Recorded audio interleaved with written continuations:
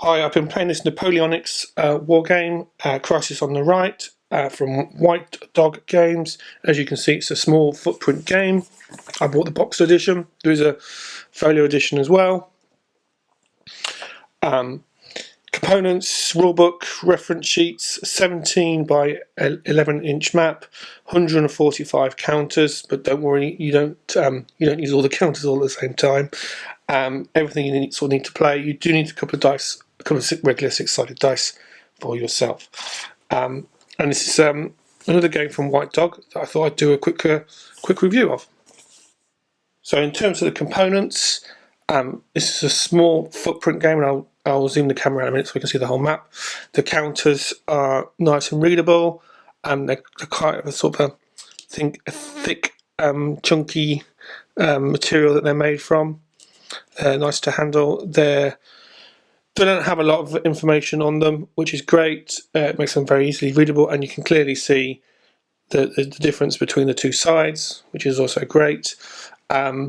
The counters, the infantry counters, can be sort of split into two because the stacking limit is 8 combat factor in a hex.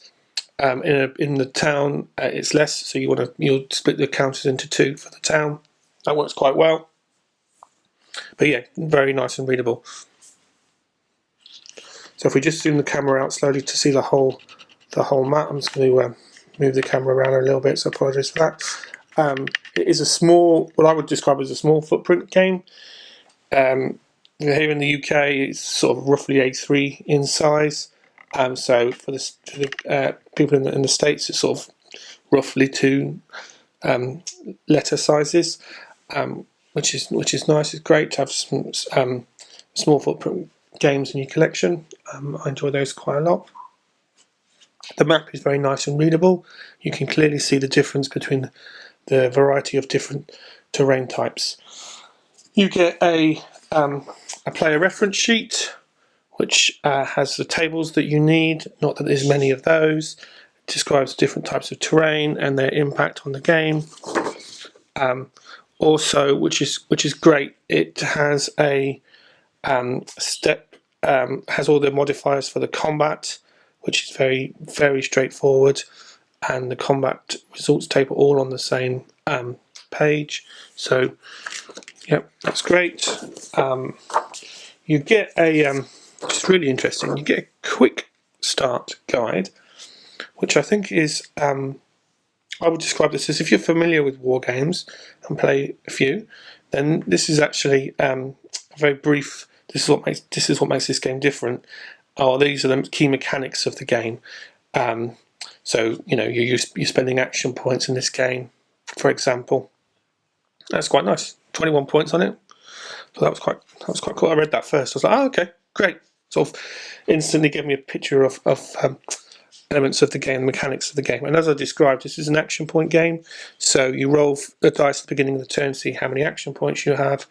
There can be 3 segments per turn, and you can each spend your action points in those segments. To gain your action points, you're rolling a dice each. You don't get any dice for the game, so I'm using a grey dice and a blue dice for the 2 sides. If either of you roll a 1 on your action point roll, then after that segment, that turn's finished. So what it basically means, you don't know, as the 2 forces, how many turns, if you will, or how many times you can activate, which is a nice mechanic. One that I thought was really cool, really enjoyable. That. So yeah, component-wise, it's great. This last thing is probably the rulebook.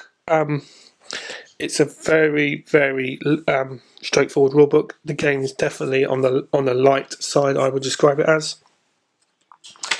So it has only 4 pages of rules, and the rules are very well written. It's very clear, and it's not the case that there's not many rules because they're just haphazardly written or really quickly written and expecting you to work things out yourself. That's not the case at all. I found the rules very concise and very straightforward, and had no problems with the rules at all. So yeah, component-wise, the game is great.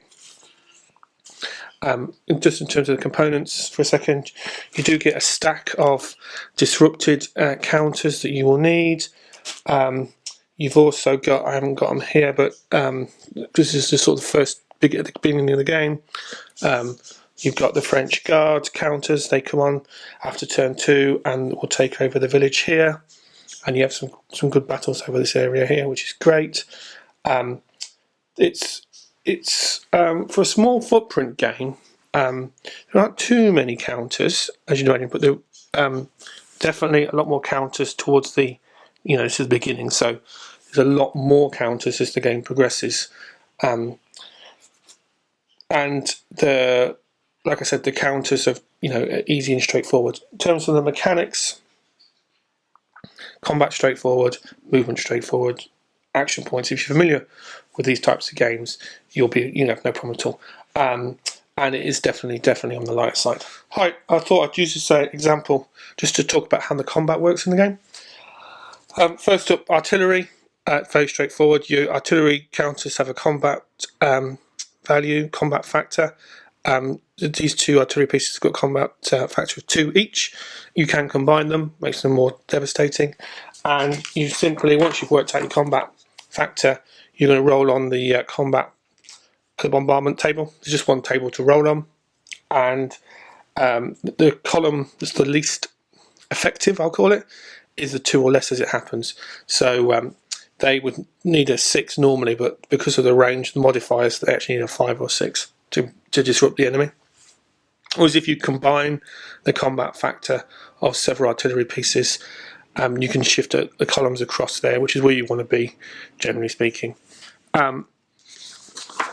Regular combat, very straightforward. You are simply looking for the difference in the combat factor between the opposing sides. That tells you your column, and then you roll on that column, and that'll tell you whether the attacker is the combat winner or the defender is the combat winner, or both are losers. And then you roll on this chart here to see what happens to those counters. And it's really a very simple 3-step process. One is to work out the combat factor difference, then roll on this chart. That'll tell you who won and who lost. Then you roll on that chart. It's really super streamlined. There are some modifiers that are quite important to the combat factors. So flanking, as you'd imagine, that adds a +4 to the attacking combat factor.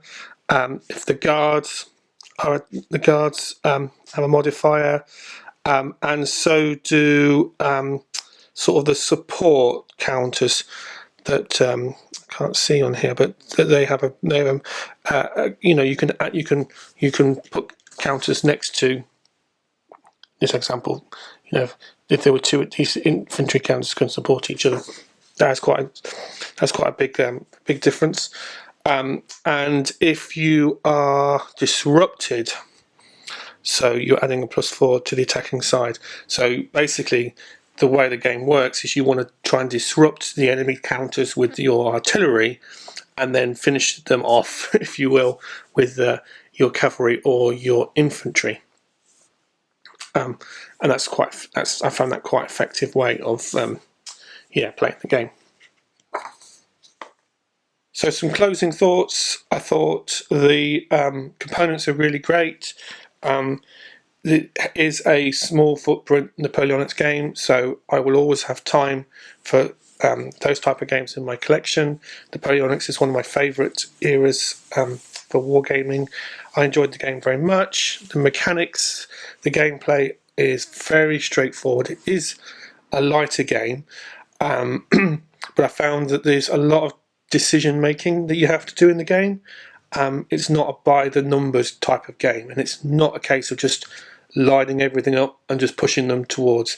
And that's partly because of the way the map and the sort of your reserves come into play, as well as the combat mechanics and those combat tables I thought worked really well. So yeah, overall, and I also probably also say, just because it's light, don't think it's that quick to play. This is a game I would take an evening over playing it solitaire, and I think it's plays solitaire really well. So it's not a case of setting up and playing in I'd be amazed if you could play in an hour. But mostly because it's got 12 turns on the turn track, and each of those turns are going to have several segments. So it's, yeah, in that respect, it's quite a good evening, good game to play in an evening or on a long afternoon. Yeah, really enjoyed it. I've enjoyed all the games I've played from White Dog Games. Definitely, like I said, on the lighter side, streamlined mechanics, great components. Definitely has that Napoleonic sort of feel that I look for in the Napoleonic games. And it's nice to sort of play a game that focuses on a part, an element of Waterloo, rather than having to play the whole Waterloo campaign. So yeah, great. Thank you very much, and thanks for watching.